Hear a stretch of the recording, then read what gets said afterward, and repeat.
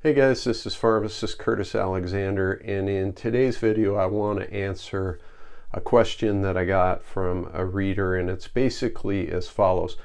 They reached out, and if you read any of the magazines or blogs that are focused on building muscle and testosterone levels, this person asked if it made sense to supplement with zinc, because zinc can increase testosterone and help with muscle growth. And this particular person was talking about, he had seen a recommendation about supplementing with 20 to 40 milligrams of zinc a day and was asking my thoughts on it. And so I'm going to go ahead and do that. But let me preface this with this. I used to supplement with zinc. And it was very popular to do so. And if you had asked me 3 or 4 years ago, I would have said, yeah, do it. It's fine, blah, blah, blah. But after, you go through time and you research and you experience things, and my answer is different now. And I'm going to go into why it's different, and you can take it or leave it. But I do think there is some downsides and maybe even some dangers to supplementing with zinc. So I just want to hop right into it and kind of give you the breakdown. So with that being said, my philosophy on supplementing has changed over the years. I've never been huge into supplements. It's a huge industry, and people can make a lot of money. And as a pharmacist doing these videos, there's opportunities for companies to go and leverage what I've done to have me recommend supplements. And I'm not really into that because I think supplements are overrated. And the reason I think they're overrated isn't because supplements can't help. It's because people take supplements out of context. They'll look at something like zinc and go, oh, well, it can increase testosterone, so I need to take it. Instead of going, you have to understand that your body is this huge soup of chemicals, and it doesn't just act in isolation. Zinc just doesn't do one thing. It interacts with copper and iron. Magnesium interacts with zinc, and magnesium interacts with calcium, and calcium interacts with phosphorus and magnesium, and on it goes. So when you just try to supplement one thing, you can throw things out of whack. So my philosophy on supplements is supplements are, as the name implies, we should only supplement if our diet's dialed in. Okay, so as far as zinc goes, we have to establish a baseline, and in this reader's case, we have to establish what are you consuming right now with zinc in your diet, and that entails you looking at the food you're eating. I will say this: if you're eating muscle meats, particularly beef, chicken also has zinc in it, you're probably getting plenty of zinc, enough to help with testosterone and muscle building. If you're eating oysters, which are absolutely loaded with zinc, you're probably getting more than you need.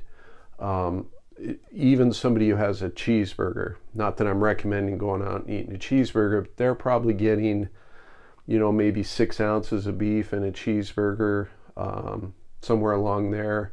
With the cheese, they're already getting their day's supply of zinc, which for an adult male, 11 to 14 milligrams a day. They're probably already in there just with one meal or close to it. So if you couple that out, I've looked at my zinc intake, and I don't eat crazy. I'm probably hitting that mark no problem each day. And most people do. Zinc deficiency in the United States, is extremely rare. So not something to worry about.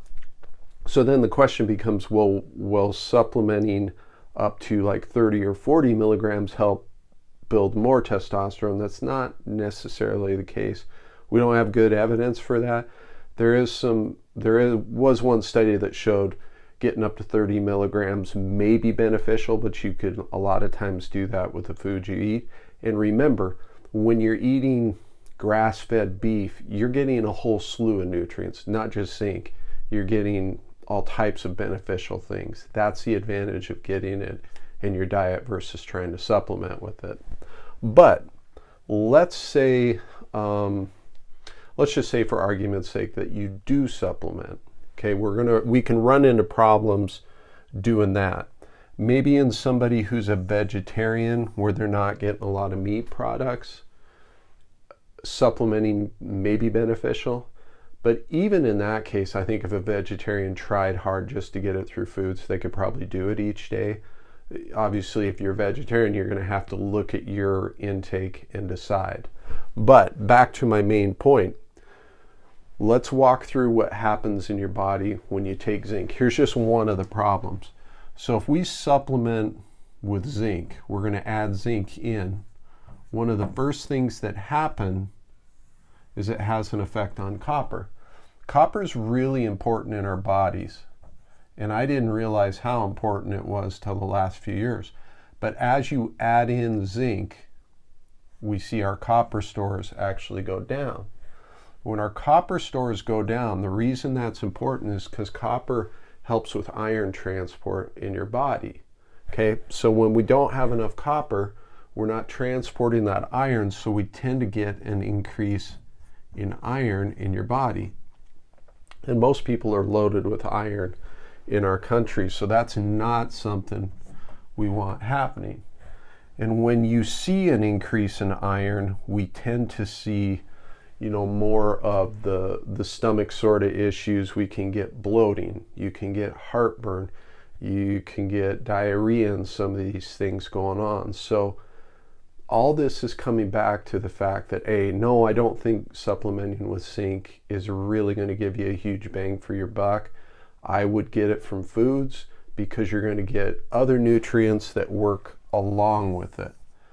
Those foods are going to come with copper in them and just work together in a more synergistic way. That's why the base of everything has to be the foods you're eating, your lifestyle, what type of water you're drinking, those sorts of things. Then if you really want to fine tune things, you could consider supplementing with zinc, but I would do it at an extremely low dose.